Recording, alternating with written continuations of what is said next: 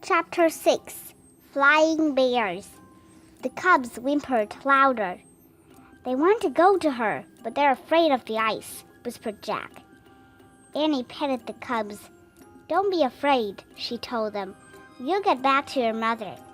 The big polar bear growled. She paced back and forth, sniffing the air. Annie kept patting the two cubs and whispering to them. Jack looked in the book for anything that might help. Finally, he found something.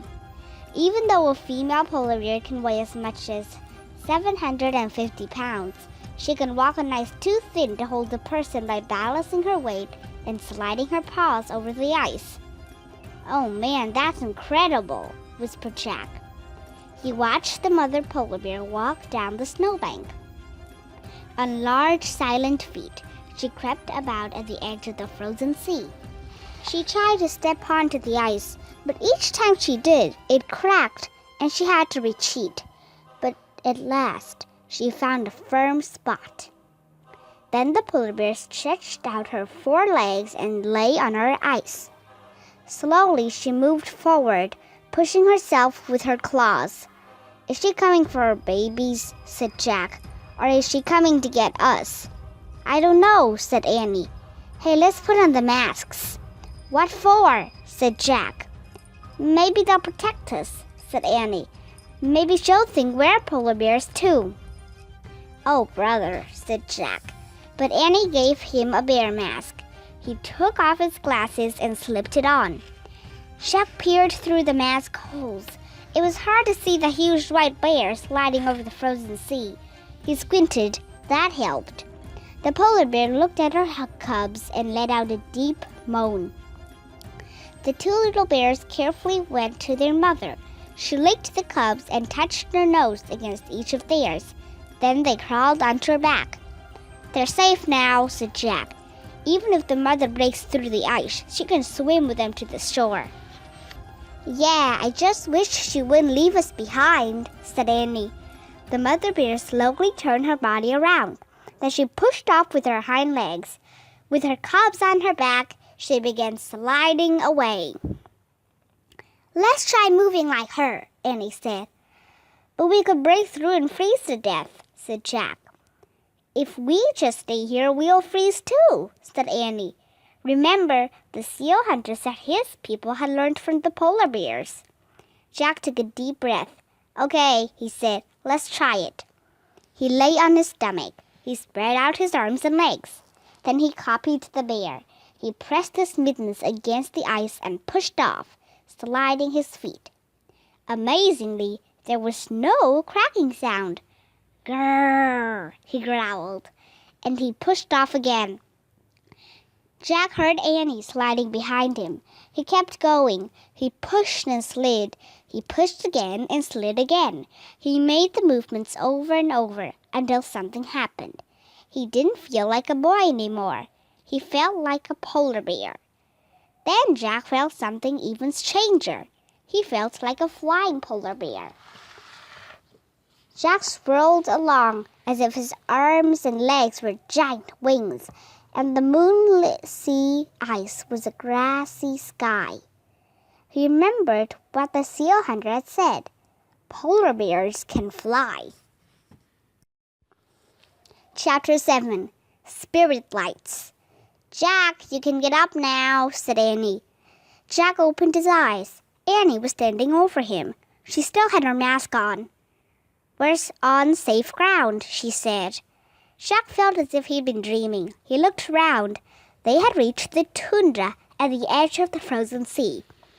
The cubs were romping in the distance, but their mother was sitting nearby, gazing at Jack and Annie.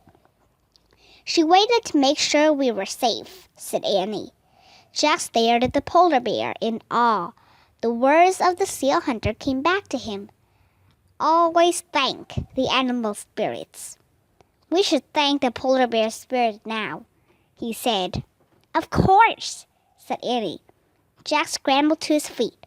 Still wearing his bear mask, he stood before the polar bear and pressed his hands together. We thank you, he said, bowing. Yes, we thank you forever, said Annie, also bowing. We thank you beyond the moon and the stars, said Jack. And beyond the deepest sea, Annie added. Then she threw out her arms and twirled around. Jack did the same. They both danced around in the snow, honoring the bear. Finally, they stopped and bowed one last time. When they looked up, the polar bear rose up on her hind legs. She was twice as tall as Jack. She lowered her huge head as if she were bowing back to them. At that moment, the sky exploded. The night became a giant swirl of red, green, and purple lights. It looked like a genie coming out of a magic lamp. The sight took Jack's breath away. He stared in wonder as the dazzling light lit the tundra. Is it the polar bear spirit? Annie asked in a hushed voice. As far as Jack could see, the sky and snow shimmered. Even the bear's fur shimmered in the strange light. No, it's not a spirit, said Jack. There's got to be a scientific reason. I'll find out. Shaking, he reached into his backpack and pulled out the Arctic book. He took off his bear mask and put on his glasses. By the greenish glow, Jack found a picture of the skylights. The picture didn't close to the real thing. He read aloud. One of the most amazing sights in the Arctic is the Northern Lights. The swirl of light is caused by electricity, charged particles from the sun striking atoms and molecules in the Earth's atmosphere. See, there is a scientific reason, said Jack. It's not the spirits. Then suddenly all the dancing lights were gone, as if someone had blown out a candle. Chapter 8. Riddle Solved. Now only the moon shone on the snow. Jack looked around for the polar bear. She was gone. Where'd she go? Asked Annie. I don't know, said Jack. He looked over the tundra. There was no sign of the giant bear or her cubs. Maybe she's not interested in scientific reasons, Jack said. Annie sighed. She took off her bear's mask and handed it to Jack. He put both their masks in his pack. Now what? Asked Annie. They looked around. The vast fields of snow ended in darkness. Jack had no idea where they were. He shrugged. I guess we just have to walk and hope for the best. Wait, listen, said Annie. From the distance came howling sounds. They grew louder and louder. Yes, we don't have to wait long, said Annie. The huskies are coming. Howling filled the night as the dog sled came into view. The seal hunter was running beside it. We're here, over here, called Jack. He ran toward the sled. Annie followed. I was afraid you were lost, said the seal hunter. We were, said Annie, and we got stuck on thin ice too, but the polar bear helped us. Yeah, said Jack, and we wore your masks, and they made us feel like bears. Yeah, the masks made us brave, said Annie. She caught her breath. Oh man, wait, said Jack. Annie's words sound familiar. He took out his notebook and read Morgan's riddle aloud. I cover what's real and hide what's true, but sometimes I bring out the courage in you. What am I? A mask, Jack and Annie said together. The seal hunter smiled. You knew, said Annie. It was for you to discover, said the seal hunter, not me. Jack pulled the bear masks out of his backpack. Here, he said, thanks a lot. The hunter took the masks and put them inside his parka. We can go home now, said Jack. Do you mind taking us back to the tree house? Said Annie. The seal hunter shook his head. Climb on, he said. Jack and Annie climbed onto the dog sled. Mush, said the seal hunter. Mush, said Annie. Mush, said Jack. Snow began to fall as they took off across the dark ice. Chapter 9. Oh no, one more. By the time the dog sled arrived at the tree house, the snowstorm had become a blizzard. Can't you just wait a minute? Jack asked the seal hunter. So we can check something? The hunter nodded. His dogs whined as Jack and Annie climbed through the treehouse window. Jack grabbed the scroll that held the riddle. He unrolled it. The riddle was gone. In its place was just one shimmering word. Mask. We did it, said Annie. The treehouse will take us home now. Great, said Jack. Let's say goodbye to the seal hunter and give him back his clothes. They quickly pulled off their sealskin clothing and their boots. Thanks for letting us borrow these, Jack called through the window. The seal hunter walked to the tree house and took the clothes from Jack and Annie. They stood shivering in their pajamas and bare feet. Thanks for everything, said Annie, her teeth chattering. The seal hunter gave them a wave. Then he walked through the swirling snow to his sled. Mush, he shouted. The dogs took off through the stormy night. Let's get out of here, said Jack. He hugged himself. Before we freeze to death. Annie grabbed the Pennsylvania book that always took them home. She pointed to a picture of the Frog Creek woods. I wish we could go there, she said. They waited for the treehouse to start spinning. Nothing happened. Jack shivered. I wish we could go there, Annie said again. Again, nothing happened. Whoa, what's going on? Said Jack. He looked around the treehouse. The four scrolls with the solved riddled answers were in the corner. Then he saw it. A fifth scroll. Where did that come from? He said. Jack grabbed it and unrolled it. On it were the words, look at the letters. The first, not the rest. Discover the place that you love the best. Oh no, said Annie. Another riddle. Okay, let's stay calm, Jack said, shivering. Look at the letters, the first, not the rest. Okay, the first letters in this riddle are L-A-T-L-T. Look at the letters. That doesn't make any sense, Annie broke in. Icy winds battered the treehouse. Snow blew inside. We have to hurry, said Annie. Jack was freezing. He looked around wildly. Letters. What letters? He said. His gaze rested on the scrolls in the corner. Maybe we should look at the letters of the answers, he said. Right, said Annie. They began unrolling the scrolls.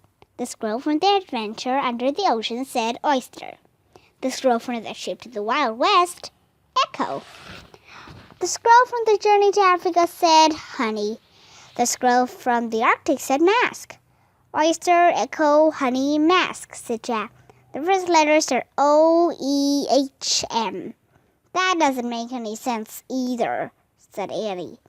Yeah, but maybe we have to unscramble those letters, said Jack. O-E-H-M. They could spell hemo. Or meho, said Annie. Or home, said Jack. Home, cried Annie. That's the place we love the best. Jack unrolled the fifth scroll again.